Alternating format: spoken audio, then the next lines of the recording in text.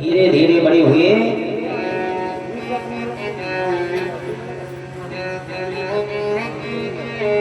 जैसे आज बड़े होने लगे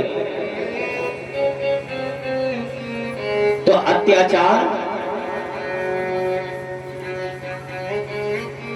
नंदगारी महाराज करने लगे। धीरे धीरे जुआ खेलने लगे, मदरा पान करने लगे। जब मदरा पान करने लगे, जुआ खेलने लगे, बुरी संगत करने लगे। जिसको मदरा पान की आदत और जुआ खेलने की आदत पड़ जाए, बड़ी देर में छूटती है, 10 बार तो छूटती ही नहीं।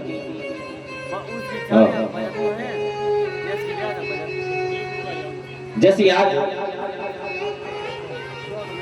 नंदगारी महाराज जुआ खेलने लगे तो जब उनके पास पैसा नहीं बचा तो घर में चोरी करना सीख गए। चोरी कर करके जुआ खेलने लगे। जब समय कुछ दिन बाद व्यतीत हुआ, जिस गौ माता को वो अमर फल खिलाया था, जो अमर फल गौ माता को खिलाया था, समय आने पर उस गौ माता के वेद पुत्र ने जन्म लिया। जिस गौ माता के पुत्र ने जन्म लिया,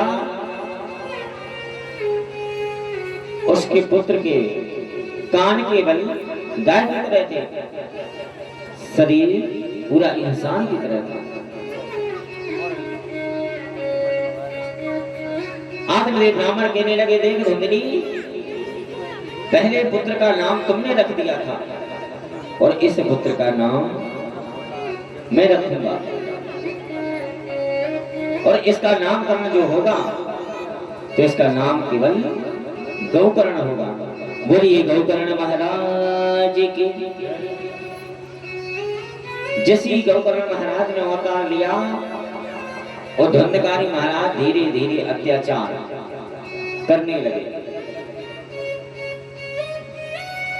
घर का पैसा रुपया जेवर सब कुछ बेच बेच कर जुआ खेलने लगे, मदना पान करने लगे। और जो उन्हीं के मित्र थे, सखा थे, वही सखा उदार पैसा भी देने लगे। कह रही धुंधकारी तुम चिंता मत करो, हम तो बैठे और जितना उदार पैसा चाहिए मैं देने के लिए तैयार हूं, लेकिन जुआ खेलना बंद मत करो। धुंधकारी महाराज बड़े प्रसन्न होते थे कि हमारे मित्र बहुत अच्छे हैं, उदार पैसा भी दे देते हैं, उदार खिलाड़ी भी लेते हैं। लेकिन धुंधकारी महाराज को ये पता नहीं था कि विनाशकारी विपरीत बुद्धि आज विनाशकारी होने जा रही है। आज जैसे धीरे धीरे समय व्यतीत होने के बाद उदार पैसा उनके पास अधिक हो गया, वही मित्र कहने लगे, देखो धुंधकारी बहुत पैसा उधार हो गया है और अब हमारा पैसा वापस लौटा दो। धुंधकारी महाराज कहने लगे, सुनो सखा, मैं कहां से लाऊं, कहां से दूं तुम्हें? आज धुंधकारी महाराज धुंधली के पास में पहुंचे।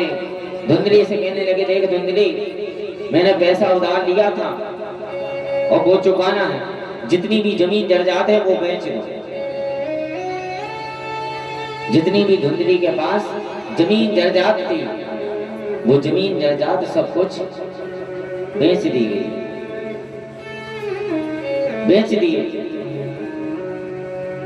और जब बेचने के बाद उस धुंधली के पास कुछ नहीं बचा, केवल मकान और इंसान। भगवान से प्रार्थना करने लगी, कहने लगी, प्रभु अब ऐसा मेरे पास क्या है? पहले पुत्र के लिए रोती थी और अब धन के लिए रो रही हूं। मेरा जिंदगी में रोना ही रोना लिखा हुआ है। जब मेरे पास संतान नहीं थी, जब संतान के लिए मरती थी, अब संतान हो गई तो धन के लिए रो रही हूं। जय श्री राधे।